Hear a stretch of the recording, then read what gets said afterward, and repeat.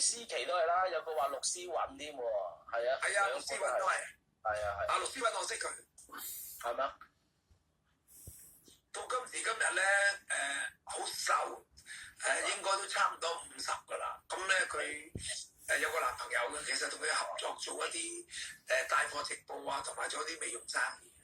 咁咧就喺新蒲崗啦，依然係靚嘅，身材依然好嘅，同埋隻手咧係唯一隻手令人哋好麻麻地嘅。點解咧？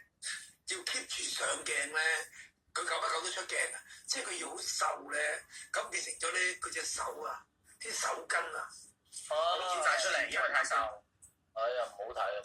我見到佢隻手我就覺得佢好驚啊！咁但係咧依然係 keep 得到嘅，因為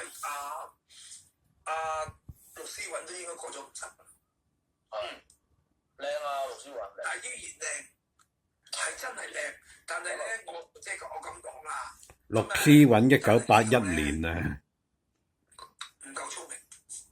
冇計㗎呢啲嘢，都唔算係天生嘅呢樣嘢。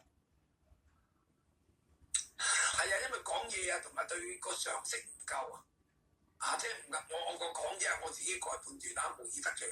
即係嗰啲普通嘅常識，可能佢好專業啊，讀好多書啊，但係對普通啲好簡單嘅常識，係啊，高知識嘅低能人咯，呢啲咪。嗱，你高學識嘅低能人啊！我講啦，當我係啊，係關我事。佢唔滿意佢走嚟揾我。陸思韻係靚。有啲人係讀好多書咁，然後係佢連佢自己生活最